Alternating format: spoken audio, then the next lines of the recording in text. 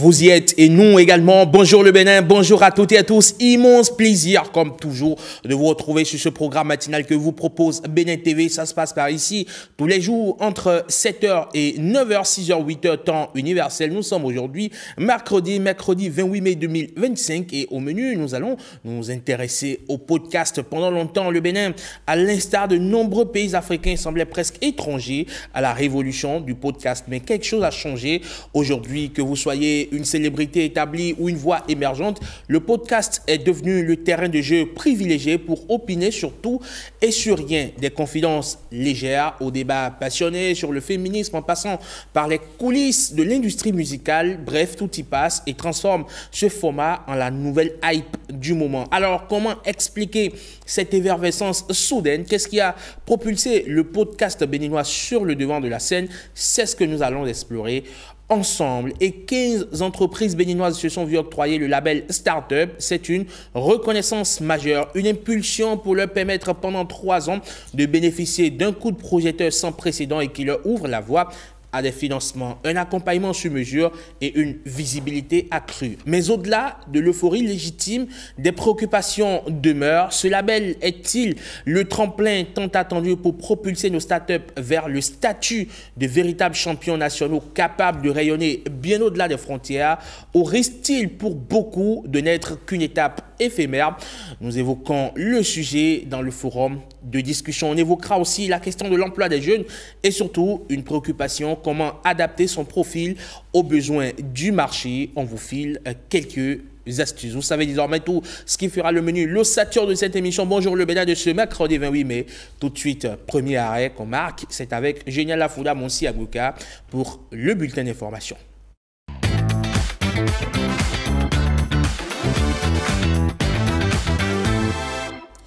C'est le premier rendez-vous de l'information de la journée. Génial, bonjour. Bonjour Herman. Comment allez-vous? Bien et vous-même? Ça va, merci. On va y aller. Super. Alors, madame, monsieur, bonjour. Cap sur le département des Collines pour ouvrir ce bulletin. Les Collines où les femmes du bloc républicain prennent les devants, multipliant des actions de terrain en vue de la préparation des prochaines échéances électorales. Rassemblement, message d'unité et mobilisation stratégique. Elles comptent faire entendre leur voix et faire gagner leur parti. Retour sur les temps forts de la cérémonie d'adhésion de nouvelles ambassadrices du parti. Ce sera avec Ulvaeus Balogun et Igor Ayoso. Dans le département des Collines, la mobilisation s'intensifie au sein du bloc républicain et prend un nouveau visage, celui des femmes. Osez faire confiance aux femmes, faire confiance aux ambassadrices des Collines. Osez leur donner des responsabilités à la hauteur de leurs compétences. Les ambassadrices du bloc républicain de Dassa montent ainsi au créneau pour fédérer les énergies, consolider les bases du parti et le positionner en force gagnante pour les prochaines élections. À travers le Creuset, les ambassadrices du BR, nous devons gagner toutes les batailles électorales de 2026 dans la 9e circonscription électorale. Je voudrais me rassurer que la fidélité que vous avez prônée ici va être vraiment sûre. Nous serons sûrs que vous allez être fidèles avec votre conscience. À travers cet élan, les ambassadrices du bloc républicain prouvent qu'elles sont prêtes à convaincre, à rassembler et à faire triompher les couleurs de leur parti, le vert du cheval cabré. Changement de cap politique pour Célestine Clédio Afognon, ancienne militante du Parti Les Démocrates. Elle rejoint désormais les rangs de l'Union progressiste Le Renouveau. Une adhésion qu'elle qualifie de réponse à l'appel de l'histoire et d'engagement pour le développement. La présidente du mouvement Michite Ganho entend mobiliser le 4e arrondissement de Cotonou au profit de sa nouvelle famille politique. Blaise Adankpo et François Issou. Un nouveau visage rejoint les rangs de la mouvance présidentielle. Célestine Clédio Afognon, présidente du mouvement Michite Ganho, a officiellement adhéré au parti Union progressiste Le Renouveau. J'annonce mon adhésion à l'Union progressiste Le Renouveau, le grand parti du progrès. Ancienne militante du parti d'opposition Les Démocrates, Elle justifie sa décision par un appel de l'histoire et un choix de conscience. Pour elle, quand le peuple espère, les leaders visionnaires doivent s'engager. Désormais, aux couleurs jaunes, elle affirme vouloir œuvrer avec l'UP Le Renouveau pour maintenir le cap et répondre aux attentes des populations. Mon engagement politique a toujours été guidé par une conviction profonde. Servir avec loyauté les intérêts de nos populations. Porter haut la voix des femmes, des jeunes et de toutes les couches vulnérables de notre société. Nous avons besoin de votre expertise, de votre expérience, de vos conseils. Ce n'est pas un petit poisson que nous avons pêché. C'est un gros poisson et on n'a pas intérêt à ce qu'elle se noie. Premier grand défi, mobiliser tout le 4e arrondissement de Cotonou autour de l'idéologie UP Le Renouveau. Un terrain qu'elle connaît bien et qu'elle entend conquérir pour sa nouvelle famille politique. Pour Célestine Clédio Afognon, l'heure n'est plus à l'attente, mais à l'action. Plus que quelques mois et nous y serons. Il s'agit bien évidemment des premières élections générales au Bénin. Et pour des scrutins aussi particuliers, la force Cori pour un Bénin émergent FCBE affûte déjà ses armes. Et oui, les responsables du parti procèdent à l'installation des comités de villages et de quartiers de villes dans tout le pays. Ce maillage du territoire par les Cori a démarré dimanche à Savé. Pierrette Adin aussi, Canel 4. Il faudra compter avec le parti FCBE pour les scrutins de l'année prochaine. Nous prenons encore rendez-vous pour les élections de 2026, tout en étant dans l'opposition. Notre souhait le plus ardent, c'est que les élections prochaines se déroulent en paix. Mais qu'il soit permis à l'électeur d'aller choisir qui il veut. Convaincus de la nécessité d'une base solide avant la victoire, les ténors du parti passent avec l'installation des 5290 comités de villages et quartiers de ville depuis la cité des Trois Mamelles. Nous devons désigner dans chaque village nos cellules. Si tous les villages de Savé ont leurs cellules, le minimum c'est 21. Que ce soit des gens crédibles, des gens populaires, de véritables leaders. Nous avons déjà des bureaux FCBE au niveau de chaque arrondissement de notre commune. Nous avons déjà le bureau communal de FCBE. Et nous avons aussi le bureau au niveau de la circonscription électorale. En dehors des cellules que vous allez installer, nous lançons également à partir de Savé la collecte des dossiers pour toutes les élections. Nous avons un timing jusqu'au 15 juin pour que les dossiers soient au niveau des communes. Chacun des villages et quartiers de ville disposera d'un comité du parti FCBE. Les membres de ces sections sont attendus sur le terrain de la mobilisation. Loin des chapelles politiques, à présent, une nouvelle réforme va bientôt transformer le secteur de la boulangerie au Bénin. Le gouvernement a validé le lancement d'une étude clé qui vise à renforcer les cadres juridiques et améliorer les normes sanitaires. Objectif, garantir une qualité irréprochable et une sécurité alimentaire renforcée pour tous. Ariane Da Silva. Utilisation de produits douteux dans la fabrication du pain, non-respect du poids homologué et des règles. Ce sont autant de pratiques qui ont pendant longtemps opposé les Béninois aux boulangers. Face à la situation, des actions ont été entreprises par le ministère de l'Industrie et du Commerce pour assainir le secteur. Tentative malheureusement infructueuse qui incite le gouvernement à prendre des mesures et engager des réformes, notamment la conduite d'une étude dans le cadre de la réforme du secteur béninois de la boulangerie. La réforme vise le renforcement des instruments juridiques existants ainsi que des normes sanitaires de qualité et de sécurité alimentaire. Elle prendra aussi en compte la modernisation des conditions de production et l'amélioration des techniques appliquées aux fins d'introduire des pratiques innovantes. À la fin de l'étude, le ministère de l'Industrie et du Commerce va désormais disposer d'un guide technique d'installation d'une unité de boulangerie au Bénin, du guide des bonnes pratiques et des normes pour la production du pain, du mécanisme pour la détermination participative du prix du pain avec les acteurs du secteur, des instruments de détection et de mesure de substances à prohiber qui pourraient se trouver dans la farine de blé, la pâte de farine de blé et le pain. Le Bénin tend ainsi vers une révolution qui va à la fois moderniser le secteur et préserver la santé des consommateurs. Le chantier bat toujours son plein, mais les contours du futur se précisent à Kassato, dans la commune d'Abomey-Calavi. Les ministres conseillers du chef de l'État ont effectué ce mardi 27 mai une visite de terrain.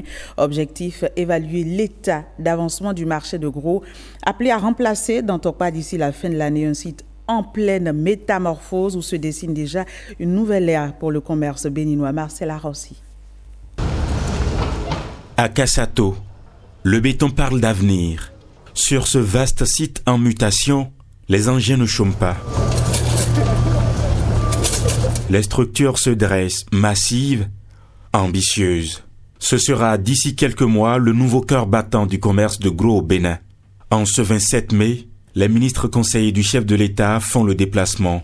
Accueillis par le préfet de l'Atlantique et les maires d'Abomey-Calavi, Ouida et Tofo, ils découvrent un chantier à la hauteur des promesses faites, celle d'un Bénin résolument tourné vers la modernité. La construction du pôle agroalimentaire de l'agglomération du Grand Okoué, ici à Abomey-Calavi, est le symbole de la révolution engagée depuis 2016 par le chef de l'État.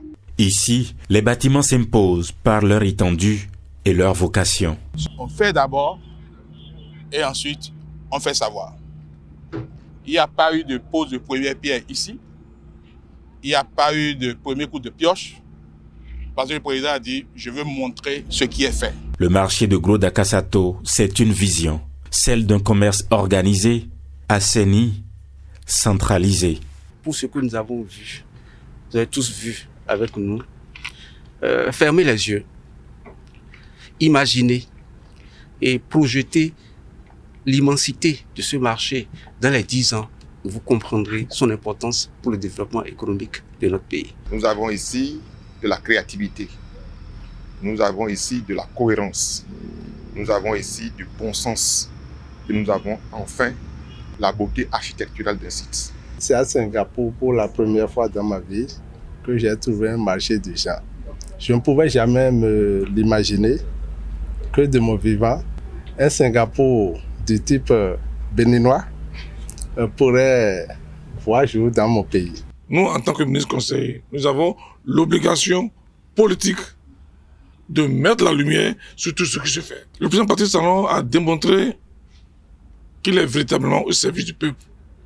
Ce n'est pas un gouvernement de maquette, ce n'est pas un gouvernement posé de pierre. Ce n'est plus une simple promesse sur papier, c'est un futur en train de s'écrire dans le ciment, le métal et la détermination. En attendant son ouverture annoncée pour la fin de l'année, le marché de gros d'Akassato continue de grandir. Et avec lui, l'idée d'un nouveau modèle pour le commerce au Bénin. La communauté Yom de la Donga s'est réunie à Cotonou le week-end écoulé. C'est dans le cadre du festival Zolari, un rendez-vous culturel d'unité et de reconnaissance. Victorine Bondé, François Nissou. Zolari, Kumpasam, Bessessam, les danses s'enchaînent, les corps s'animent. Les Yoa sont en démonstration à Cotonou. Ils sont venus nombreux célébrer l'édition 2025 du festival Zolari. Originaire de Koparago et Djougou dans la Donga, le peuple Yoa y célèbre son identité à travers rythmes envoûtants, chants sacrés et parures traditionnelles. Chaque groupe, selon sa manière de danser, véhicule un message, un comportement donné. Zolari, c'est la fête de la récolte. Vous savez, les Yoa sont un peuple brave, travailleur, et ça fait que chaque année, dès que les récoltes sont terminées, surtout quand elles sont abondantes, alors on festoie. Nous voyons qu'il y a une forte représentation de la communauté septentrionale ici, plus précisément ceux de Djougou et de Koparago. Nous devons encourager cette activité. Mais plus qu'une fête, Le festival Zolari est un véritable moment de communion. Il incarne les retrouvailles entre fils et filles Yoa, un temps fort pour la valorisation de leur culture, mais aussi un moment de réflexion sur les défis de développement de leur communauté. C'est un héritage que nous ont légué nos aïeux. C'est pour promouvoir, permettre à nos enfants et pourquoi pas à nos petits-fils de continuer par faire la promotion de cette culture. Nous sommes ici tous unis avec nos parents, nos mères, nos petits-fils pour parler rien que du développement de la communauté Yom et comment faire vivre sa culture. Déjà, les regards se tournent vers la prochaine édition. En attendant, les Yoa repartent le cœur rempli de fierté, portés par un élan renouvelé, celui de contribuer chacun à sa manière à l'essor de leur communauté, où qu'ils soient. D'un festival à un autre, les Aïzo étaient eux aussi en fête à Zinvier, dans la commune d'Abomey-Calavi, un grand rendez-vous consacré à la valorisation des danses et pratiques traditionnelles. Gilles Dansou et Patrick Nimanvo. Redonner vie à notre culture, c'est l'ambition de cette première édition du festival de l'air culturel Aïzo. Au total, 6 communes se donnent la main pour la promotion culturelle. Respect de nos valeurs ancestrales. Abomey-Calavi, Soava, Zé, Tofo, Alada et Tori. Ce festival a pour vocation non seulement de promouvoir nos traditions et nos talents, mais également de servir de canal pour vulgariser les nombreuses réalisations du chef de l'État. Cette démarche participative vise à susciter la créativité artistique au service du développement. Un festival qui se veut un creuset d'échanges et de coopération entre nos communes. Ce festival rentre dans le cadre de la valorisation de la culture Aïzo. Nous devons et nous avons l'obligation d'accompagner cette initiative. Il est question de valoriser nos cultures endogènes. Qui, plus que vous, artistes, compositeurs, chanteurs, en langue locale, a le don de présenter en langue facile et digeste le changement observé dans notre vécu quotidien du fait des actions du gouvernement. Festival de l'air culturel Aïzo, un espace de développement culturel et artistique. Puis c'est devenu une routine instaurée depuis un moment sur Bénin TV. Le point des marchés d'aujourd'hui, c'est maintenant. Merci de nous avoir reçus chez vous. Au revoir et à très bientôt, Herman. Merci beaucoup à vous, Génial Afouda. On se retrouve très bientôt par ici sur Bonjour le Bénin. Tout à fait. Bonne chance pour la suite. Merci beaucoup. J'en ai effectivement besoin. Allez, Bonjour le Bénin. On va marquer une pause. Derrière, on va retrouver les premiers invités de cette matinale sur Bonjour le Bénin.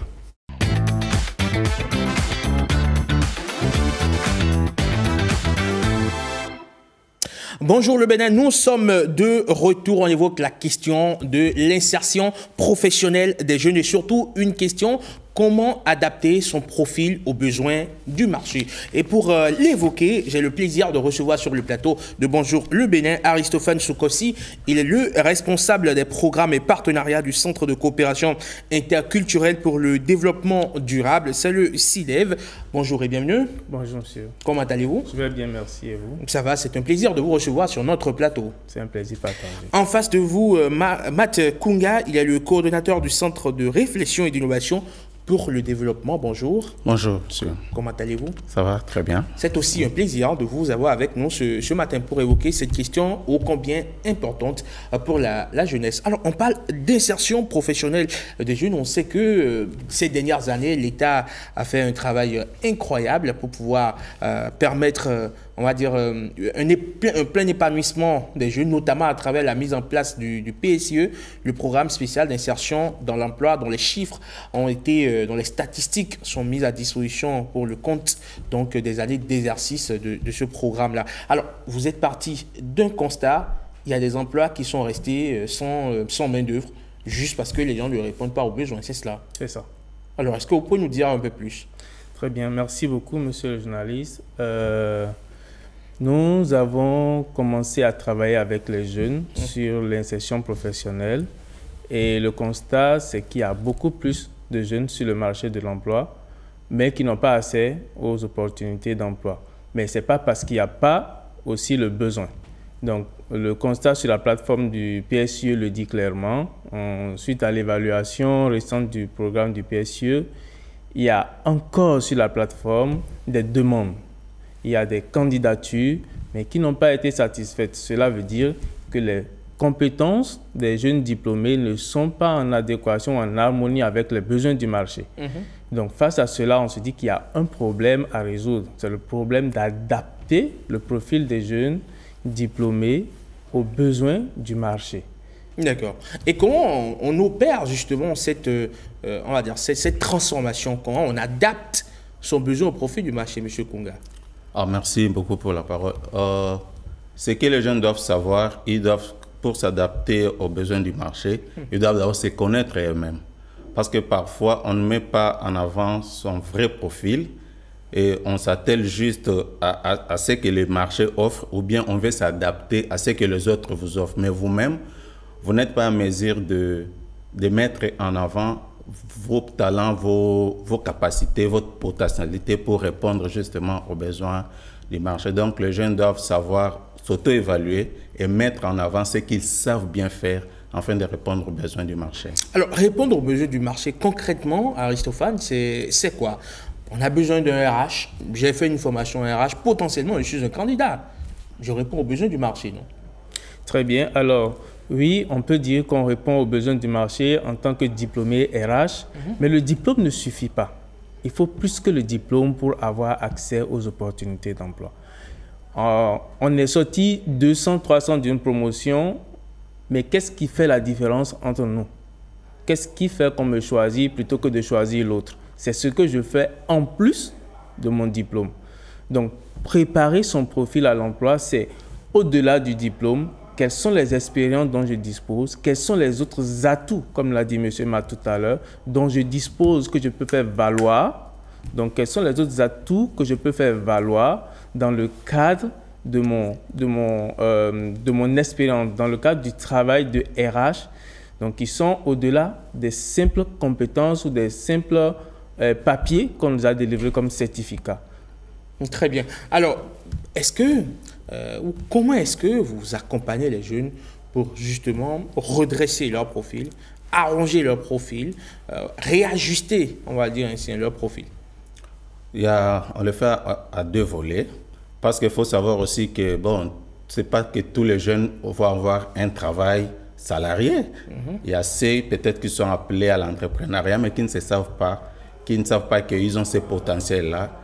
Et tous ceux qui sortent de l'université ont tendance juste à s'orienter vers un emploi salarié. Alors, à ces deux volets, il y a le volet ceux qui ont la vocation de travail salarié. Là, on leur montre comment ils peuvent avoir des compétences supplémentaires au-delà du papier, comme le dit Aristophane, au-delà du diplôme. Il faut avoir d'autres compétences supplémentaires et savoir bien se présenter aussi. Ça, c'est un fait.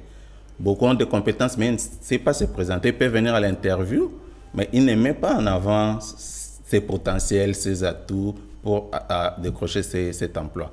Mais l'autre catégorie, on les aide, on les oriente à se découvrir, à évaluer un peu, identifier ce qu'ils ont comme capacité, comme don, comme atout au-delà des diplômes et quelles sont les opportunités qui se présentent au niveau de la communauté et faire les liens pour se créer un travail aussi. Donc, c'est à ces deux volets-là, à ces deux niveaux où on accompagne les jeunes pour se découvrir et se faire valoir. D'accord. Alors, Aristophane, que fait le Centre de coopération interculturelle pour un développement durable dans ce sens? Qu'est-ce que vous faites concrètement? Très bien. Alors, au CIDEV, Pour l'emploi salarié des jeunes, nous avons mis en place un programme que nous appelons le laboratoire. Donc, ce programme est un programme de coaching. Donc, nous passons du renforcement de capacités techniques, d'un coaching personnalisé, du mentorat, et nous accompagnons les jeunes jusqu'à l'obtention d'un premier contrat de travail. Alors, comment cela se fait? Lorsque nous recevons les jeunes, nous faisons d'abord un diagnostic de leur profil. Qu'est-ce qu'ils ont comme diplôme? Qu'est-ce qu'ils souhaitent faire? Et quels sont les atouts qu'ils ont autres que le diplôme? Alors, ça permet parfois de renvoyer certains jeunes dans un autre secteur autre que leur domaine de formation. Mais par rapport à cela, on mise sur les formations complémentaires, donc l'investissement dans le capital humain, les autres opportunités de formation de courte durée qu'on partage avec eux pour développer ou mieux structurer leur profil. On fait un diagnostic sur les profils exigés par rapport au secteur dans lequel ils se mettent. Quand on prend RH, il y a un profil, un standard. Quand on prend 10 appels à candidature, on voit ce qui est demandé. Donc, sur cette base, on élabore une grille pour voir quelles sont les compétences dont ils disposent, quels sont les atouts, qu'est-ce qui leur reste. Et sur cette base, on développe ce qu'on appelle le plan de renforcement de capacité et qui leur permet d'acquérir ces compétences-là en plus. Donc, on dispose d'un espace avec lequel nous faisons vraiment un suivi régulier. Pour ceux qui sont disponibles, on fait un accompagnement de tous les jours. Ils sont présents jusqu'à la satisfaction. Par contre, ceux qui ne sont pas disponibles et qui sont plutôt un peu loin, nous faisons des interventions à distance pour leur permettre en ligne d'améliorer leur profil. Nous les suivons, nous partageons avec eux progressivement les opportunités que nous voyons qui répondent à leurs besoins ou à leurs compétences maintenant. Et on peut leur dire, tiens, à partir de maintenant, tu peux postuler. L'autre chose aussi sur laquelle on travaille, c'est les compétences transversales. La capacité à communiquer, la capacité à bien se tenir, à se présenter, la capacité à se vendre aussi. Parce que aussi les gens ont beaucoup de choses qu'ils ne savent pas présenter et ils n'ont pas assez confiance en eux. Donc ça fait partie du programme de coaching qu'on met en place et surtout le volet de mentorat, donc où nous identifions des mentors locaux, experts dans les domaines dans lesquels les bénéficiaires ou ceux qui passent par notre programme voudraient s'insérer. Donc, on les met en contact avec ces mentors qui les accompagnent jusqu'à ce qu'ils soient plus ou moins autonomes et qu'ils soient en mesure de se positionner sur le marché du travail. Est-ce que vous avez fabriqué ce qu'on peut appeler des champions? Des gens qui ont pu passer par vos programmes, vos différents programmes, et qui ont réussi à s'insérer, qui représentent des modèles, des exemples? Oui. Aujourd'hui, nous avons déjà 2 niveaux de succès. Le premier niveau de succès, c'est des jeunes qui sont effectivement passés par le programme et qui ont obtenu un premier contrat de travail officiellement. Donc, ils ont leur premier CDD. Déjà, au bout de janvier à avril, donc ils ont pu avoir un premier contrat de travail en CDD, cette année par exemple. Et le second volet, c'est le fait que nous avons pu développer des partenaires qui sont venus, des partenariats où les partenaires sont venus nous rendre visite pour voir qu'est-ce que nous faisons. Et sur cette base-là, ils nous demandent directement des recommandations. Donc, des jeunes qui sont, selon nous, en mesure de répondre à leurs besoins en ressources humaines. Donc, par rapport à ça, nous faisons des recommandations. Ce n'est pas systématiquement des jeunes à retenir, mais ils passent par la phase d'entretien pour s'assurer que ce que nous leur proposons, c'est de la qualité. Et par rapport à cela aussi, nous avons au moins 2 jeunes déjà qui ont, au cours de cette année encore, le mois de mai, donc dans ce mois, qui ont réussi à s'insérer dans une structure au Bénin ici. Alors, M. Konga, dites-nous, quel est le diagnostic que vous faites au niveau des jeunes qui veulent s'insérer sur le marché de l'emploi, au-delà donc de l'inadéquation entre le profil et les besoins du marché? Quel est le diagnostic que vous faites? Le diagnostic que nous faisons, c'est déjà que notre système éducatif, on forme les jeunes pour être travailleurs. Ça, c'est déjà la base. Mais c'est ce qui fait que quand on finit, cette adéquation-là nous met face à la réalité. Peut-être les opportunités présentées ne répondent pas au profil des jeunes et tout ça.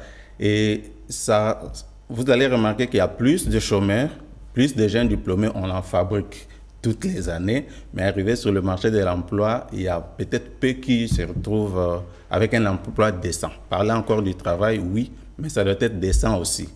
Alors, c'est ce qui fait qu'il y a beaucoup de jeunes ne se retrouvent pas.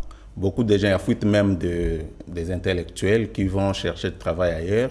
Et certains se diminuent et ça crée aussi parfois beaucoup de stress au niveau de la jeunesse. Vous vous imaginez, vous avez un master, vous avez un doctorat, mais dans la vie pratique, vous ne vous retrouvez pas. Donc, vous ne savez pas grand-chose. Voilà, donc ça fait... Parfois, vous vous demandez, mais pourquoi je suis allé étudier? Alors, ça, c'est ce qui fait que, au-delà du travail qu'on peut proposer aux jeunes, on dit à la jeunesse, écoutez, à part votre diplôme, les diplômes ne vous donnent pas le travail, mais c'est ce que vous connaissez qui vous donne le travail.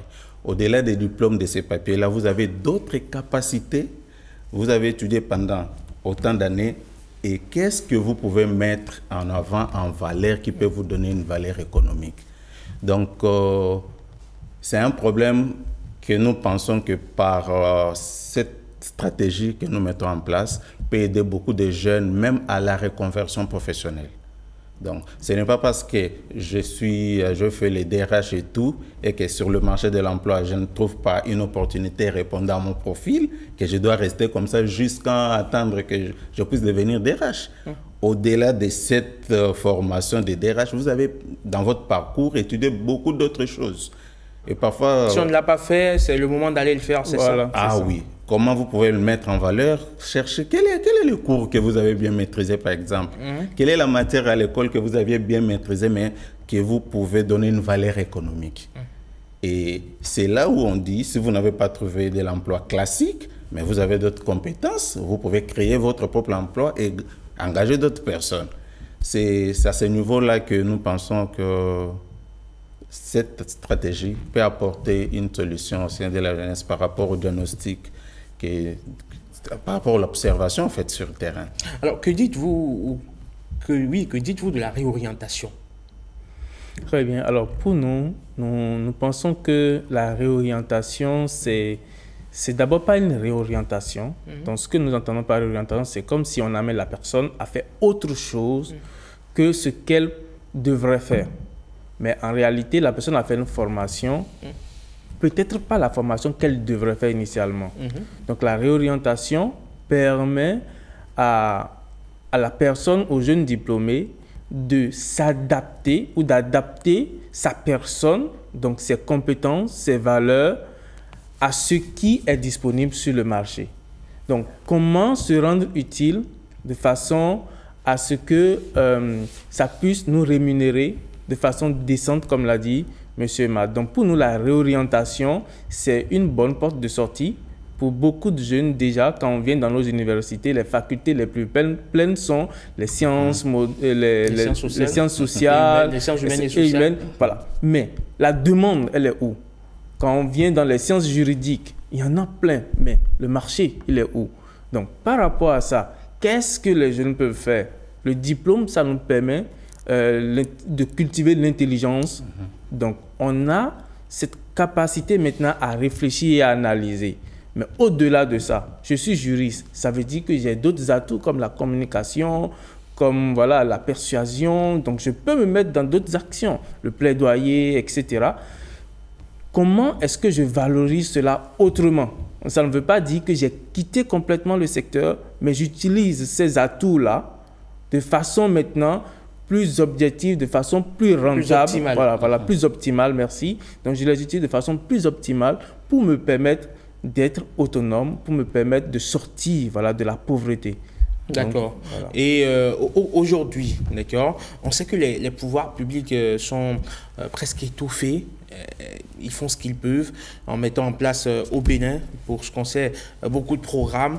Il y a non seulement le PSE, le programme spécial d'insertion dans l'emploi, il y a le prodige, le projet d'insertion des jeunes qui est destiné aux jeunes à faible niveau d'instruction. Il y a le dispositif Azoli, il y a assez de projets et programmes. Est-ce que dans tous ces tarmadas de projets et programmes qui existent, celui qui n'arrive pas à s'insérer, c'est de sa faute, selon vous? Ça peut être à des niveaux. Ça peut être de sa faute parce que parfois, il n'a pas la bonne information. Parce que ça, c'est un problème. Beaucoup de gens ne s'intéressent pas à ce que le gouvernement est en train de mettre en place. Il y a des choses qui existent, mais lui ne sait pas. Peut-être ça peut être par manque d'information. Les gens sont plus sur les réseaux sociaux parfois que de suivre un peu le mouvement, de comment le pays est en train d'évoluer et tout ça. Mais aussi, à part la faute de la personne, ça peut être au niveau de tous ces programmes-là, l'appropriation des programmes par la communauté. Vous voyez? Donc, parce qu'on a remarqué quoi aussi? Il y a des programmes qui se font au bureau.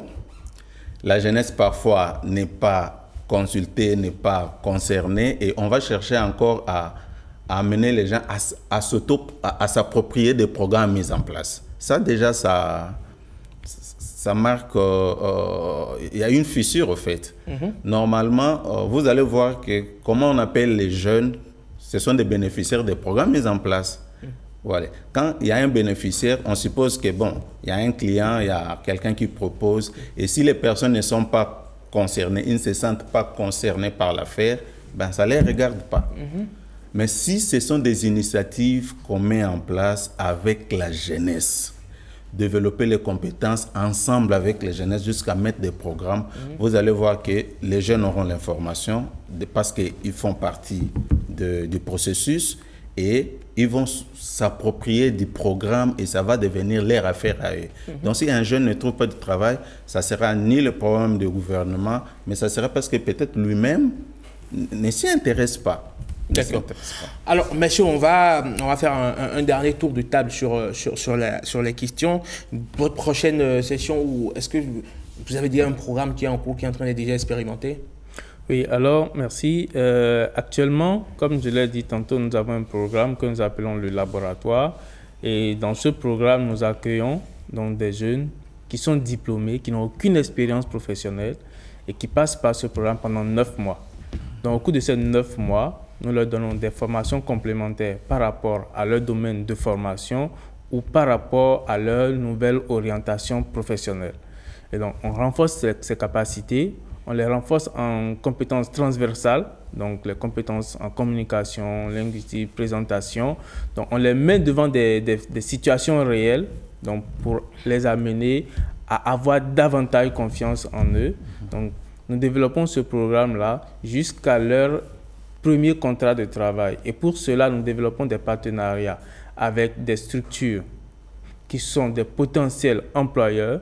Donc, c'est un réseau d'employeurs et d'employés potentiels que nous mettons en place pour faciliter le brassage et la circulation d'informations. Comme l'a dit tout à l'heure M. Matt, les jeunes ne sont pas toujours informés des opportunités d'emploi parce que peut-être distraits. Donc, nous mettons en place ce creuset-là. Donc, dans ce cadre, toujours, nous avons cette semaine, aujourd'hui, qui commence un séminaire que nous avons appelé le séminaire sur l'entrepreneuriat et l'emploi décent, où nous abordons les deux thématiques séparément. Donc, pour des jeunes qui aspirent à l'entrepreneuriat, il y a des modules de formation et des ateliers pratiques. Et pour des jeunes qui sont diplômés, qui sont à la recherche d'un emploi, il y a aussi des ateliers pratiques qui leur permettent de renforcer leurs capacités et leurs compétences, de sortir de ces 3 à 4 jours de séminaire plus outillés. Et donc, après ça, nous sommes toujours ouverts à collaborer avec eux, à les accompagner donc, dans leur processus. Merci beaucoup à vous, Aristophane Soukossi. Vous êtes le responsable des programmes et partenariats du CIDEV. Le CIDEV, c'est le Centre de coopération interculturelle pour le développement durable. Merci également à vous, Matt Kunga. Vous êtes le coordonnateur du CRED, le Centre de réflexion et d'innovation pour le développement. Merci d'être passé sur Bonjour le Bénin. Merci à vous beaucoup. Vous passez une excellente journée et à très bientôt. Bonjour le Bénin, on marque un arrêt pour recevoir à présent Marcel Arossi. Avec lui, on va lire ensemble les journaux parus et parvenus à notre rédaction ce mercredi.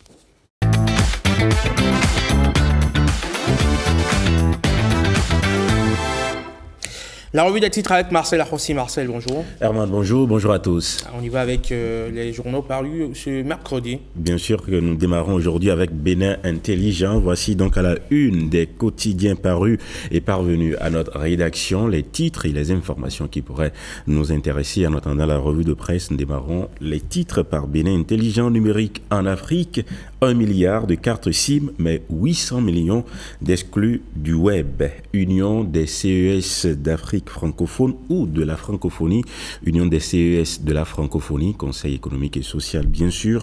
Conrad Baguidi est élu vice-président.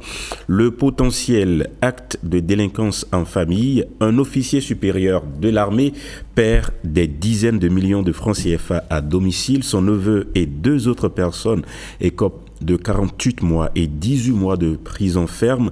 Un 4e individu libéré au bénéfice du doute. L'origine de cette somme interpelle selon le potentiel tourné du ministre de l'énergie, de l'eau et des mines dans la Liborie et la Donga. Eau et énergie, Paris gagné, la preuve du social sous talon, Paulin Akpona au contact des infrastructures de qualité. L'événement précis, intoxication contre des réalisations du régime talon. Jacques Ayadi contredit l'opposition, chiffres en main, le ministre conseiller prêt pour des débats contradictoires avec les opposants. Le pays émergent en coopération bilatérale, le ministre Romuald Wadaini accueille Hayashi Nobumitsu, gouverneur de la Japan Bank for International Coopération. Voilà, le meilleur. Nouveau code électoral au Bénin, accord de gouvernance et accord législatif, ce qu'il faut comprendre. Et puis, vie des médias au Bénin, la RAC confirme l'existence légale de 44 médias, dont le meilleur lit donc l'intégralité de la décision dans sa parution du jour. Le progrès, coopération bilatérale Japon-Bénin, des opportunités d'investissement en cours. La Nation, visite des ministres conseillers au marché de gros de Calavi.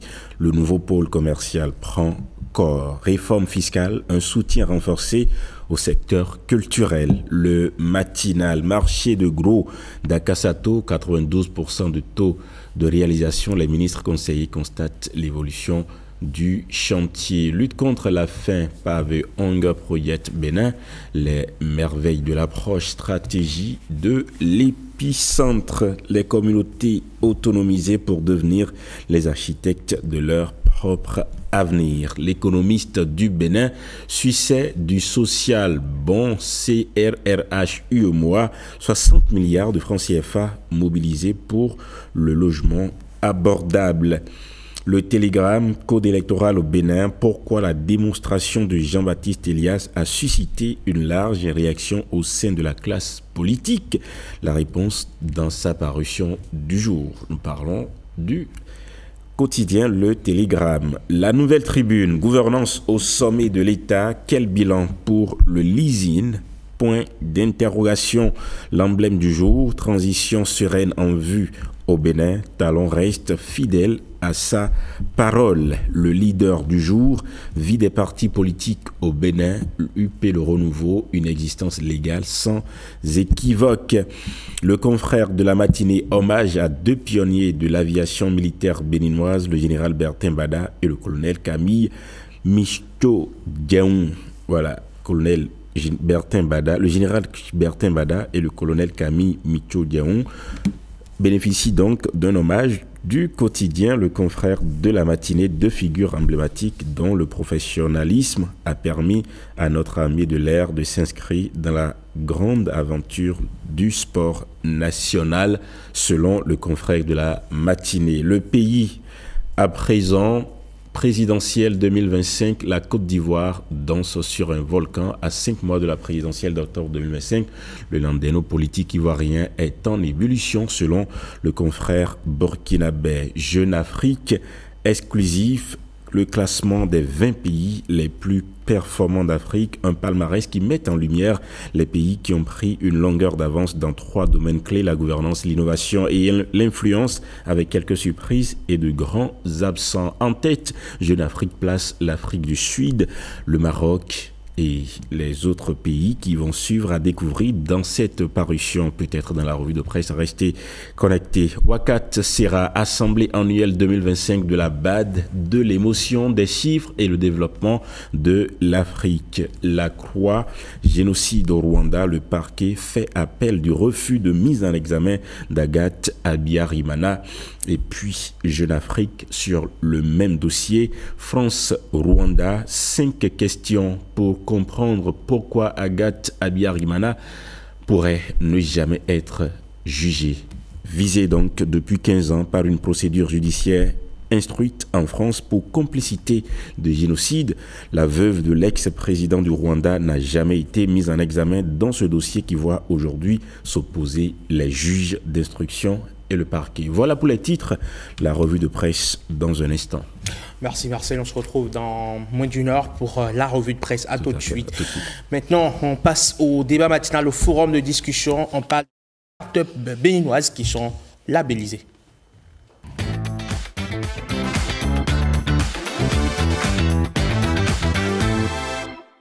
15 entreprises béninoises se sont vues octroyer le label Startup. C'est une reconnaissance majeure. Une impulsion pour leur permettre pendant 3 ans de bénéficier d'un coup de projecteur sans précédent et qui leur ouvre la voie à des financements, un accompagnement sur mesure et une visibilité accrue.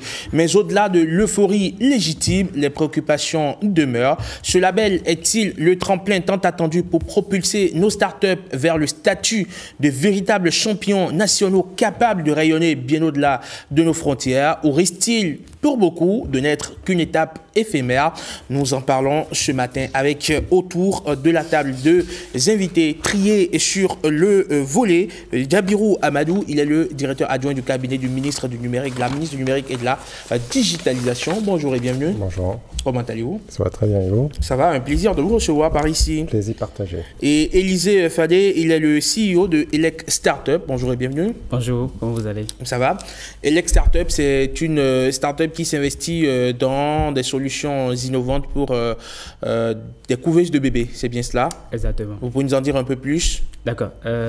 Déjà, nous sommes dans l'innovation, équipements médicaux, et nous apportons des solutions pour réduire le taux de mortalité infantile en Afrique, d'autant plus que les chiffres de 2022 nous prouvent déjà que l'Afrique de l'Ouest a quand même un taux de décès au niveau néonatal qui est plus élevé dans le monde entier. Donc, il fallait apporter une solution à cette défaillance-là pour résoudre ce problème qui mine l'Afrique de l'Ouest. Alors, félicitations à vous. Vous avez été sélectionné parmi les 15 entreprises à bénéficier du label Startup. Qu'est-ce que cette reconnaissance représente pour votre entreprise? Déjà, c'est un grand pas à saluer et nous félicitons déjà le ministère du numérique et de la digitalisation par le biais de notre gouvernement qui a mis quand même les moyens en place pour aujourd'hui reconnaître des PME en tant que start-up qui apportent une solution pour résoudre des problèmes au niveau du Bénin. D'accord. Et comment est-ce que, ou quelles sont vos attentes concrètes à la suite de l'obtention de ce label? Déjà, il y aura des avantages fiscaux, des facilitations douanières et aussi des formations, du coaching pour accompagner ces entreprises labellisées start-up à structurer les projets et à mieux se gérer pour évoluer dans le temps. D'accord. Alors, dites-nous, monsieur Djabirou, on va dire, est-ce que vous pouvez nous expliquer la vision derrière cette initiative et comment le ministère a identifié ces 15 entreprises labellisées start-up? Merci. Je vois qu'il est au courant de tout et puis il est bien renseigné.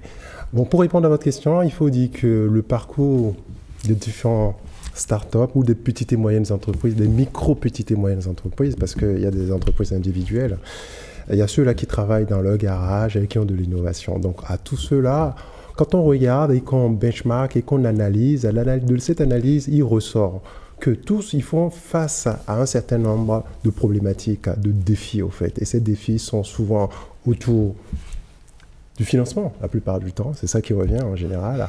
Pas que le financement, mais c'est aussi, il manque un cadre juridique pour pouvoir être légitime auprès de ceux-là qui peuvent les financer potentiellement. Je parlais de financement. Au-delà de ça, il manque en général ce que toute entreprise a besoin, c'est de la reconnaissance, en fait. Donc, cette reconnaissance, ils ne l'ont pas.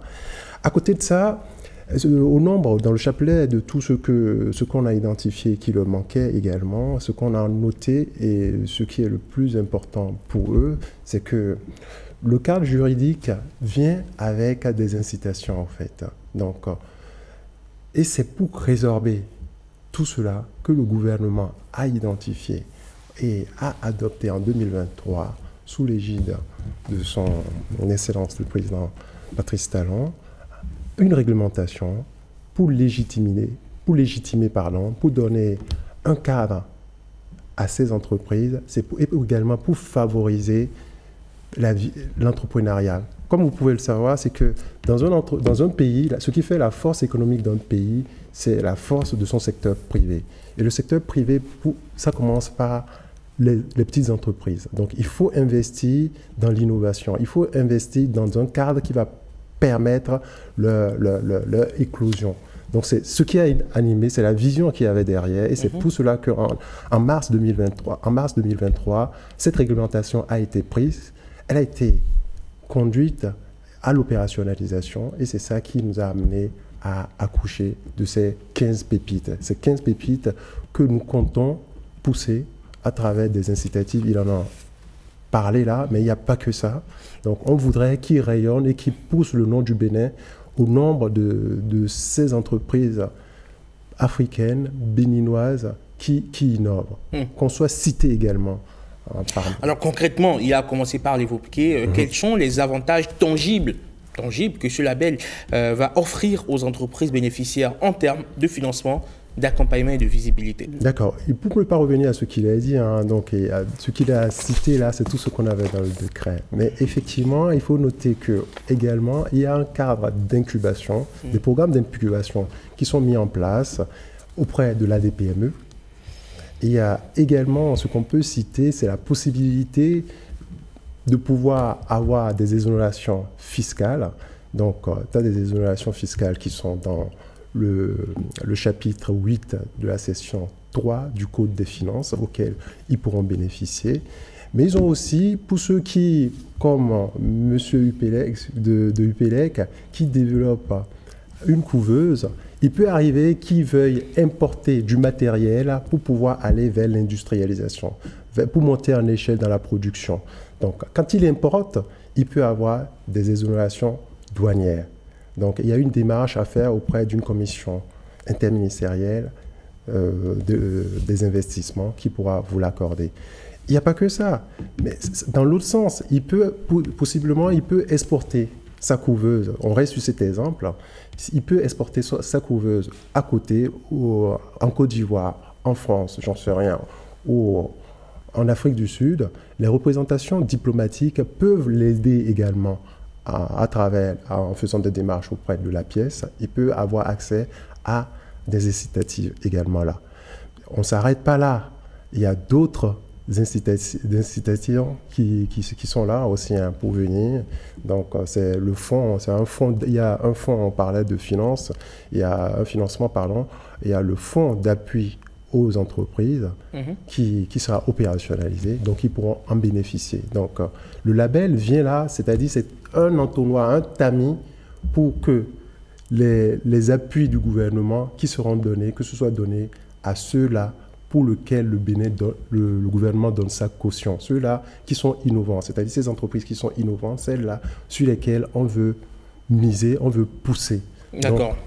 Alors, on parle là d'une entreprise, entre autres, vous faites partie des 15 entreprises qui ont reçu le label de start-up. Quand on parle de start-up, on parle d'une idée innovante, tournée vers l'avenir.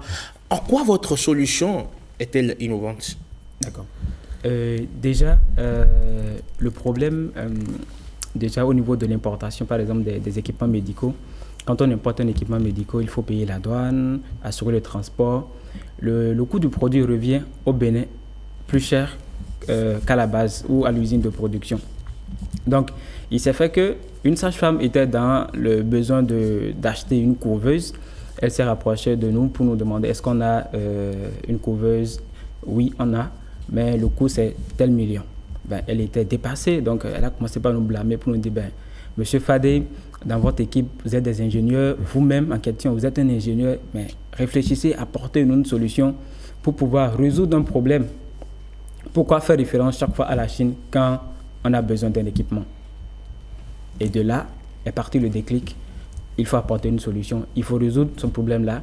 Et c'est de là qu'est partie l'idée de la table chauffante bébé. Et aujourd'hui, nous pouvons dire que nous avons déjà sauvé des milliers de nouveau-nés avec le nombre de tables vendues qui est aujourd'hui à 62 tables installées dans les centres de santé publics comme privés. Et nous avons un bon retour de ces utilisateurs et utilisatrices, que ce soit les sages-femmes, les pédiatres, les docteurs, les médecins. Et cela nous montre réellement que ce que nous faisons a de la valeur et a de l'importance. Donc, il faut accompagner cela, il faut faire évoluer ce produit-là dans le temps. D'accord. Donc, votre solution, vous l'avez fabriquée vous-même? Oui, c'est fabriqué ici au Bénin avec du matériel pris sur le marché, ici. D'accord. Donc, déjà, en termes de comparaison, il y a déjà le coût qui fait la différence par rapport à l'équipement importé. Il y a la technologie utilisée. Parce que nous, notre table chauffante, par exemple, elle est très facile à utiliser comparativement à ce qui est importé de la Chine. Et en termes de maintenance, aujourd'hui, la maintenance peut se faire de là en 10 minutes. Si la table a un problème et que c'est à côté, on peut rapidement résoudre ce problème-là.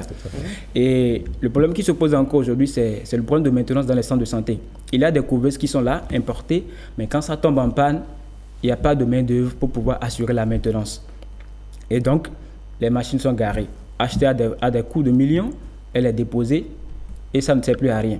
Mais quand on a mis notre table chauffante sur le marché, on a remarqué même des centres de santé publics ont déposé les tables importées au profit de ce que nous on a apporté ici au Bénin. Et déjà, à partir d'hier, on a déjà commencé par expérimenter encore comment vendre encore cette solution-là. C'est-à-dire une table importée, en panne, on peut imbriquer notre solution dans cette table-là pour qu'elle soit fonctionnelle. C'est-à-dire la structure sera importée, c'est-à-dire la structure elle est peut-être de la Chine par exemple ou des États-Unis, mais le fonctionnement de cette table-là est made in Benin. Et ça, nous avons déjà expérimenté ça dans une clinique hier.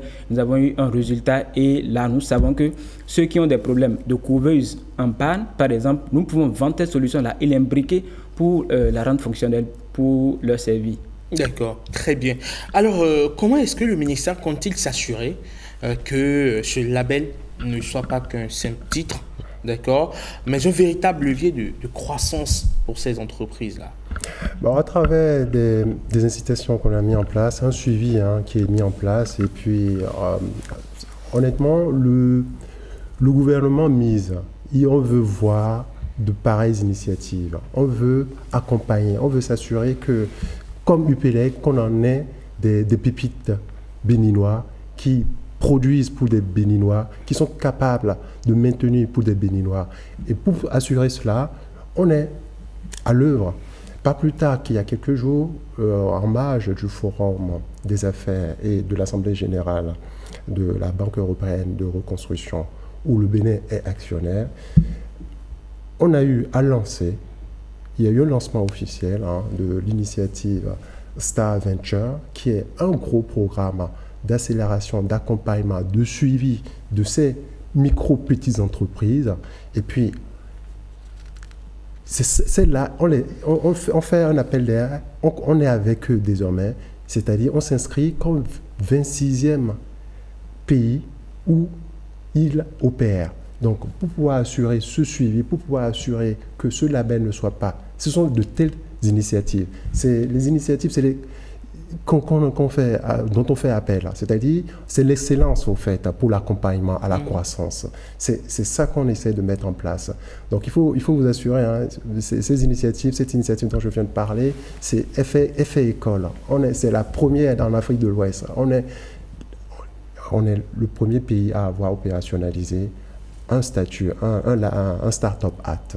Ailleurs, il y en a. C'est l'opérationnaliser qui est difficile. On l'a opérationnalisé, on ne veut pas s'arrêter là, on veut s'assurer que ça marche, ça tourne et qu'on crée un vivier, un écosystème de start-up dynamique. L'essentiel, c'est d'en avoir, de les pousser à la croissance et que derrière, ils aillent à la conquête du marché sous-régional. Donc, pour s'en assurer, pour répondre à votre question, on ne lésigne pas sur les moyens. On va chercher les meilleurs qui peuvent nous accompagner. Et puis, Star Venture, par exemple, c'est un exemple. Avant eux, on a des incubateurs au Bénin qui viennent par des partenaires aussi, qui sont très réputés. Mais c'est pour vous dire, si on arrive à aller chercher un tel calibre, vraiment, c'est la preuve qu'on ne veut pas donner qu'un label à mettre, à stamplier sur sa carte de visite ou sous le logo de son entreprise. D'accord. Il y a tout un accompagnement. Alors, il y a beaucoup de réflexions qui estiment qu'au Bénin, on a l'impression que le statut de label, quoiqu'un excellent point de départ, constitue presque le niveau premium de l'entrepreneuriat. Donc, on a du mal à aller au-delà, à upgrade, comme le disent les Américains. On a du mal à aller au-delà. Pourquoi? En réalité, bon, c'est les difficultés, c'est les défis au fait auxquels les micro-petites entreprises font face. Et puis, c'est pas une difficulté, ces difficultés ne sont pas une particularité des entrepreneurs béninois. Partout, c'est ça. C'est le financement, le cadre juridique qui n'est pas propice, c'est d'ailleurs ça le premier, parce que c'est ça qui ouvre les portes, en fait. Et derrière, c'est l'accompagnement, en fait. C'est l'accompagnement. Et c'est pour lever ou c'est pour affronter ces défis qu'on sait que le Bénin a dit, je vais mettre en place un cadre. Et ce cadre-là, je vais l'opérationnaliser, je vais m'assurer qu'elle est appliquée, je vais faire un suivi, je vais faire un accompagnement. Donc, ce sont toutes ces mesures-là. Donc, nous, on ne va pas s'arrêter là. Le Bénin ne s'arrêtera pas là. Si vous regardez, je vais vous employer, on commence par ces 15 là pour cette première cohorte. Il y a d'autres cohortes qui viendront. Et puis ces 15 là, ils feront les gens. Les autres vous verront. Et puis les incitatives qui vont suivre vont montrer qu'on a une ambition. Et l'ambition, c'est que le Bénin ne rayonne. C'est pas que par les réalisations qui sont là, mais on a aussi du savoir-faire, on a des gens qui sont capables. Donc, toutes ces entreprises qui excellent dans l'entrepreneuriat numérique ou technologique, on veut les pousser. Parce que demain, ce qui compte là, parce que vous en avez parlé tout à l'heure, j'écoutais à côté, c'est qu'on est 1 milliard, plus d'1 milliard. Dans 20-30 ans, on va approcher les 2 milliards. Est-ce qu'il faut tout le temps aller chercher? On a des problématiques qui sont propres à notre contexte, les contextes africains, béninois. Personne ne viendra les résoudre pour nous. Donc c'est ça qu'on veut. On veut que des Béninois résolvent nos problèmes. Alors quels sont les freins majeurs identifiés? J'imagine qu'il y a eu des études dans ce sens. Imaginez par identifier, j'allais dire par le ministère, ces freins qui empêchent les startups béninoises de passer à l'échelle supérieure et de rivaliser avec de grandes entreprises, qu'elles soient locales ou régionales.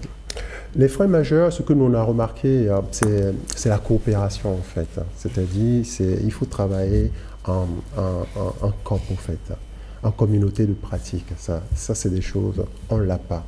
Donc il y a d'autres programmes qui attaquent ces volets-là en fait, que des startups travaillent ensemble, se développent ensemble, parce que ça ne sert à rien qu'on soit le seul qui sort de la mêlée. Donc il faut qu'on puisse s'entraider en fait. Il y a ça, mais il y a aussi, je reviens, c'est l'accompagnement aussi, c'est le programme d'accompagnement.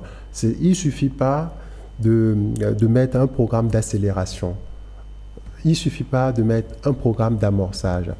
Donc une entreprise qui se construit, elle a besoin d'accompagnement pendant ces phases d'amorçage. Derrière, pendant un certain temps, il faut l'accompagner pour qu'elle puisse accroître. Donc, l'aider à accéder au marché.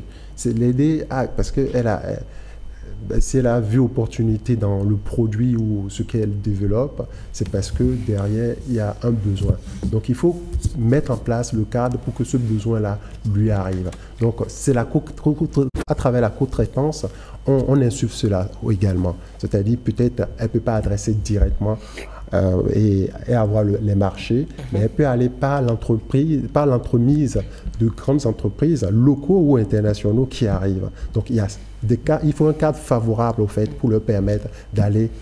On a l'impression que dans notre pays, on ne fait pas beaucoup confiance aux startups. Les banques ne veulent pas vraiment investir dans les startups parce qu'elles pensent que cela représente un gros risque qu'il ne faut pas prendre. Alors qu'ailleurs, on n'hésite pas lorsqu'on sent que c'est une idée innovante. C'est totalement vrai ce que vous dites. C'était jadis totalement vrai. Parce qu'il manque le cadre juridique.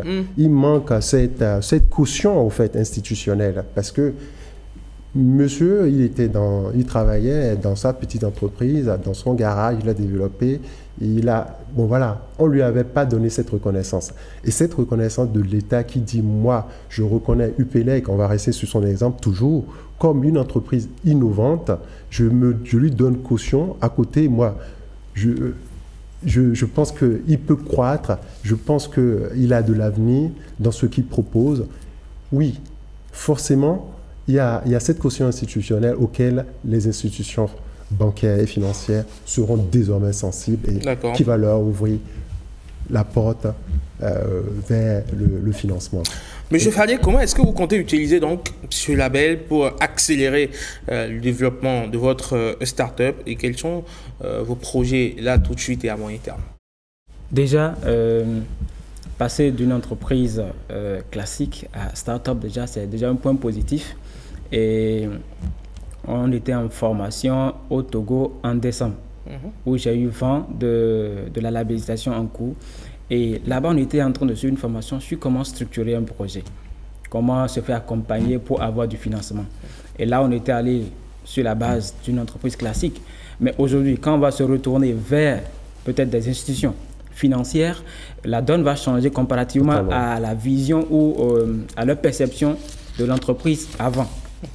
Et quand je prends par exemple le cas de l'ADPME, l'ADPME organise des formations et tantôt vous avez l'information, tantôt vous n'avez pas l'information. Mais aujourd'hui, le fait que vous êtes labellisé, les structures qui accompagnent les PME, peu importe là où vous êtes, ils vont vous envoyer l'information. Et chaque jour, depuis qu'on a été labellisé Startup, des personnes comme le ministère du numérique et de la digitalisation, au lieu de nous envoyer simplement un simple mail pour dire voilà, il y a telle chose à faire, ils nous écrivent directement par WhatsApp ou ils nous appellent directement. Déjà, il y a quelque chose qui change là. Et dans les prochaines années, ça ne va pas s'arrêter là. Le gouvernement n'a pas mis ce programme en place pour juste embellir la face des entreprises. Non, non, c'est pour faire évoluer les entreprises. C'est pour faire évoluer les entreprises au niveau sous-régional. Et déjà, nos projets pour les prochaines années, c'est comment faire pour améliorer ce produit-là pour qu'elle soit en mesure d'être compétitive, c'est-à-dire la table chauffante au niveau africain d'abord et au niveau international. Parce que on a fabriqué ça au Bénin, mais il faut des normes pour régulariser et faire accompagner cela. D'accord, pour qu'elle soit viable à l'échelle africaine déjà. Voilà, exactement. Et déjà, avec l'expérience qu'on a eue avec ces 62 tables installées, on a jugé bon, par le biais des utilisateurs et utilisatrices, qu'il fallait accompagner cela de l'énergie solaire. Ce qui est déjà en expérimentation dans nos locaux. Et nous pensons bien, sur les prochaines années, équipés. Pour cette année, par exemple, on a prévu installer 100 tables au total. En 2026 aussi, il y a un nombre qui sera fixé, ainsi de suite, ainsi de suite. Et l'accompagnement du gouvernement, que ce soit en coaching ou en structuration de projet, c'est un point clé pour les entreprises aujourd'hui au Bénin. Parce que les entreprises, au bout de 3 ans, vous les prenez, ils disent « Ah, on est fatigué, les impôts nous empêchent d'évoluer, on a du mal à faire évoluer nos activités. » Mais avec la labellisation, il y a beaucoup de choses qui vont évoluer. D'accord, très bien. Est-ce que l'État ou le ministère est disposé à fabriquer des champions? Totalement. Totalement. L'État, le ministère, à travers ces autres structures, les autres sectoriels, y accompagnent. Tout à l'heure, il citait l'ADPME, le ministère des petites et moyennes entreprises, son bras armé, l'ADPME. Mais ce qu'on ne sait pas, on parlait de financement. L'ADPME ne fera pas que du coaching, ne fera pas que de l'accompagnement, de la structuration, ne vous accompagnera pas que sur ça. Il y a un volet aussi financement sur lequel ils interviennent. Donc, j'ai parlé tout à l'heure d'un fonds d'appui à l'entrepreneuriat. Donc, c'est des choses dont vous pourrez bénéficier désormais pour pouvoir monter, pour pouvoir upgrader, comme il disait, pour pouvoir aller à l'échelle. Vous qui rêvez de produits, je ne sais pas c'est quoi vos ambitions pour l'année prochaine, mais effectivement, ces mesures incitatives sont aussi d'ordre financier. Donc, elles vont vous permettre d'avoir, ce ne sera pas de l'argent gratuit, mais ça va vous permettre en tant qu'entreprise d'avoir accès au financement. Un financement peut-être à des taux réduits, parfois même nuls. Donc, les banques seront obligées de suivre. Vous verrez, parce que l'État met sa caution. C'est pas que la caution, elle s'y met elle-même, en fait. Elle vous apporte ces incitatifs. Et il y a nos partenaires, les partenaires au développement aussi qui sont là. Hein. Ils s'impliquent, ils sont derrière.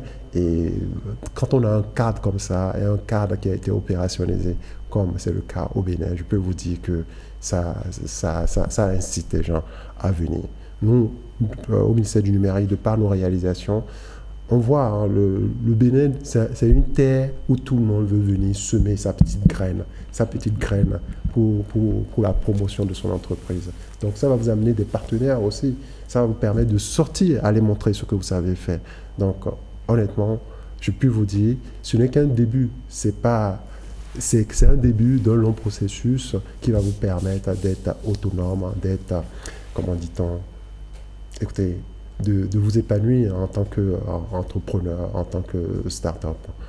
Je vous souhaite, du coup. Très bien. Merci bien. Allez, il n'y a pas meilleur mot de la fin que ce message d'espoir et on va dire ce témoignage vibrant d'accompagnement que vous faites non seulement à UPELEC, mais également aux autres startups identifiées, donc labellisées par le ministère du Numérique et de la Digitalisation. Oui, si vous permettez. Ceux qui sont labellisés, mais il y a ceux-là qui vont aller à la labellisation. Tu as des programmes, en fait, de l'ADPME, qui sont là, qui ont démarré pour préparer les autres entreprises qui ne sont pas labellisées.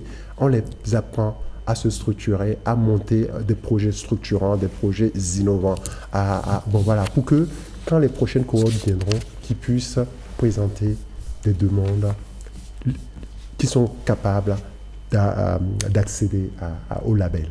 Donc, on ne les a pas oubliés ceux-là non plus, donc je voulais qu'on le précise. Très bien.